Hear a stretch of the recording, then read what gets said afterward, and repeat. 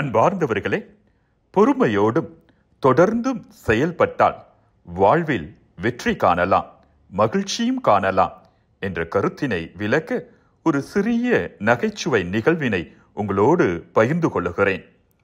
ஜோசியர் ஒருவரிடம் தனது ஜாதகத்தை காட்டினார் ஒருவர். அந்த ஜோசியரும் அந்த ஜாதகத்தை அலசி ஆராய்ந்து பார்த்து, அடுத்த 6 மாதத்திற்கு மிகவும் கஷ்டப்படுவீர்கள் என்று கூறினார். 6 மாதங்களுக்கு பிறகு அப்புறம் என்ன நடக்கும் என்று கேட்டார் இவர்.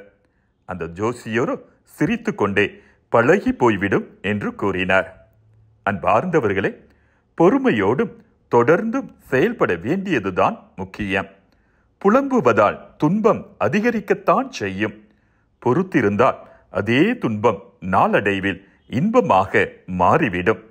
அந்த துன்பம் இன்பமாக மாறாவிட்டாலும் இரும்பாக ஒருபோதும் கனக்காது, எளிதான ஒரு சுமையாக மாறிவிடும்.